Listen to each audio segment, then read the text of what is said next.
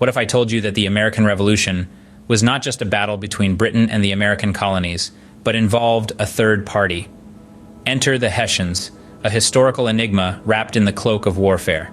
These soldiers hailed from Hesse-Kassel, a region governed by the cash-strapped Landgrave Friedrich II. Facing financial difficulties, Friedrich made a deal with Britain that would change the course of history. He leased his subjects, these very Hessians, to Britain, effectively selling their military prowess to quell the uprising in the American colonies. Their reputation preceded them. They were considered the elite of the British troops, their tactics honed to a deadly precision. But their arrival on American soil wasn't met with applause. It sparked outrage. The notion of mercenaries, fighting not for a cause but for coin, stirred a storm of criticism. Yet the Hessians were undeterred, ready to play their part in this global theater of war. Now you might be wondering, why were the Hessians so sought after? Let's delve into that. What made the Hessians stand out in the midst of a war?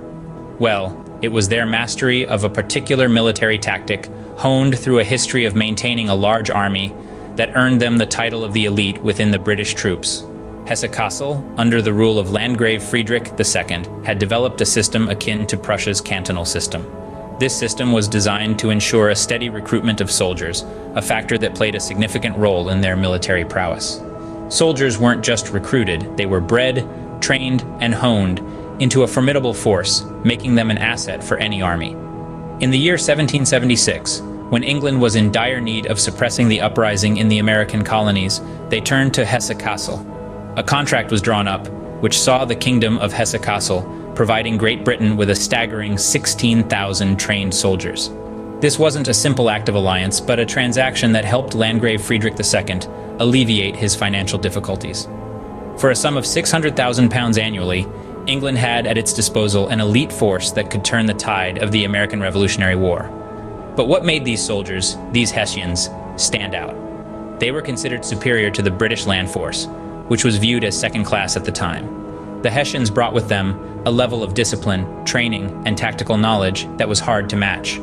Officer positions in the British Army were often purchased rather than earned, which was not the case with the Hessians.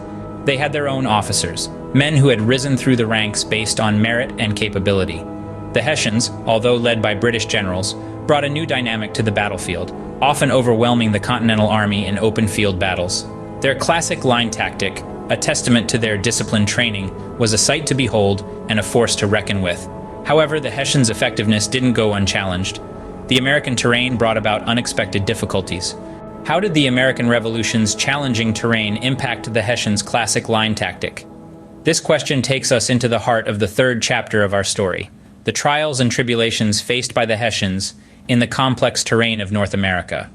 As seasoned soldiers, the Hessians brought with them a mastery of the classic line tactic, a strategy that had previously served them well on the battlefields of Europe. Yet, when they found themselves on the rugged, unfamiliar terrain of North America, they discovered that their tried and true methods were not as effective. Imagine this: the dense forests, the steep mountains, the vast swamps. Each presented a unique challenge, transforming what may have been a straightforward battlefield into a complex tapestry of obstacles. The Hessians' line tactic, so effective on open fields, was less efficient in the face of these natural barriers. But the challenges did not end with the terrain. The Hessians also found themselves in the midst of a public relations battle. Stories of their atrocities and misconduct circulated far and wide. Some of these reports were based in truth, but many were exaggerated or even fabricated, likely to stoke the fires of outrage. These tales were already present in American newspapers, even before the Hessians set foot on American soil. Yet, despite these challenges, desertion among the Hessians was rare. But why was that? The answer lies in their lack of familiarity with the geography of the land. The vast, unfamiliar terrain limited their options for escape, and thus, despite the adversities they faced, they remained steadfast in their duty. As we delve deeper into the story of the Hessians, we find that their journey was not just one of military strategy, but also of survival in an unfamiliar land and navigating the complex web of public sentiment. Despite the adversities, they stood their ground. But the question remains, at what cost? What happened to these Hessians after the American Revolution? One might wonder. The aftermath of the war was a period of significant uncertainty for the Hessians. Despite their reputation as elite fighters, the Hessians were far from home, in a land they didn't know. Their unfamiliarity with the geography and limited escape options led to surprisingly low desertion rates. The vast expanse of North America, its challenging terrain and unfamiliar culture, were daunting obstacles to these foreign soldiers contemplating escape. Yet not all Hessians chose to return to their homeland. In the aftermath of the war, approximately 5,000 Hessians decided to make the United States their new home. They settled into their new lives, integrating into the fabric of the young nation, their stories woven into the greater tapestry of American history. It's a fascinating testament to the adaptability of the human spirit, the ability to find home in a foreign land, and the resilience in the face of adversity.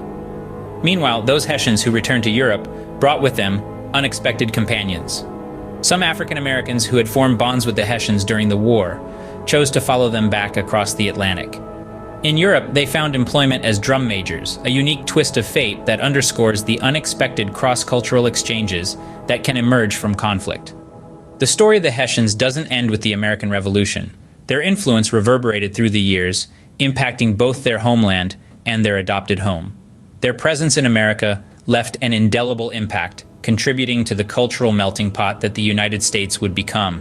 Their legacy also reached back to Hesse-Kassel, where their experiences influenced military strategies and shaped the kingdom's history.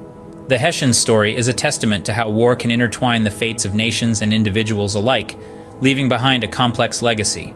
So what can we take away from the Hessians' role in the American Revolution? They were elite mercenaries, their tactics formidable, yet North America's challenging terrain tested them. Their legacy, controversial and indelible, still echoes today. Thank you for joining me on this journey into history. Don't forget to leave your thoughts in the comments and subscribe for more intriguing stories like this.